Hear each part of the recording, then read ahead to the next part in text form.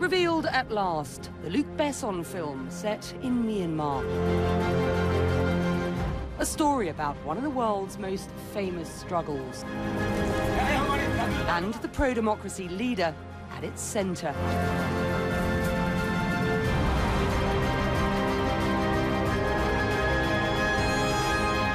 The Lady is the much-anticipated docudrama about Myanmar opposition leader Aung San Suu Kyi.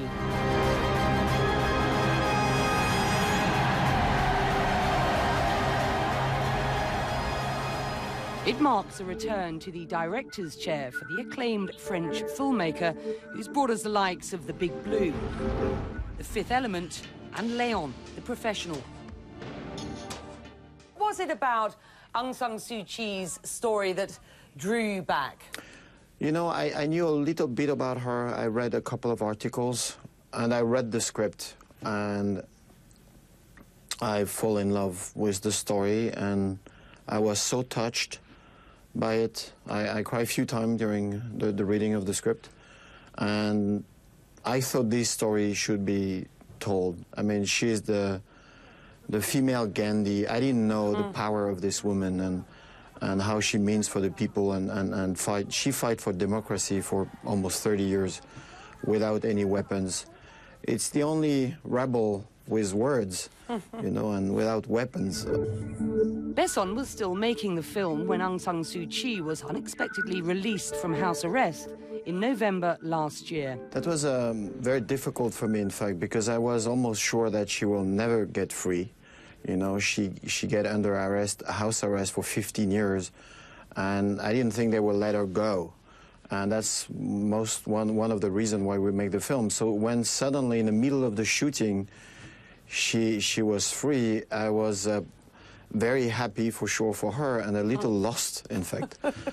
But Luke, there's been a lot of mystery. I was very happy for her. Surrounding the shooting of this film. Why? Oh, the mystery was not to, for any publicity reason or anything, is we were scared that they will shut the shooting. You know, we shot in Thailand, and we almost have to give a fake script without her name.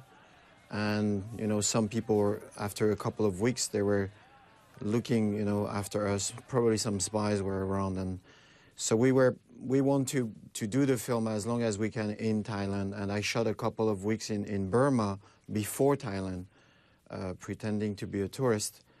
But I got some great shot from there. And I just want to be sure that no one can stop us to do the film.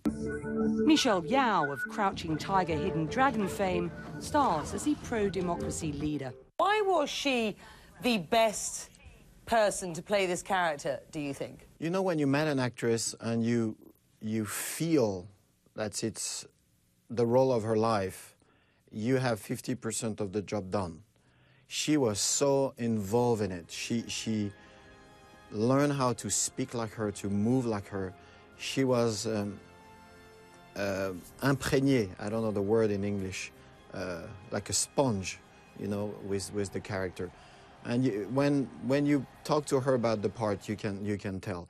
And the second thing is she's looking 70% already like Aung San Suu Kyi.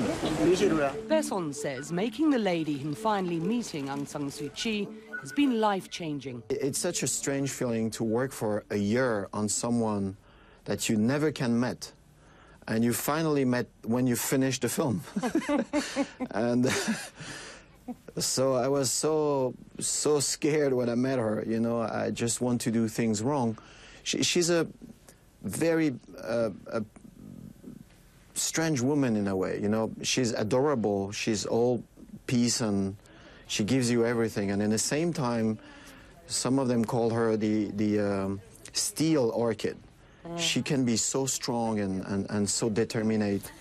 And that was difficult for Michelle Yeoh to play the part, because most of the time you love her and the other half you hate her. You know, she never give her feeling. She's always very, you know, very stiff like this. Listen, Luke, you've been criticised for being the most Hollywood of France's film directors. Do you take that criticism? You know, the French always have to criticize everything anyway, so...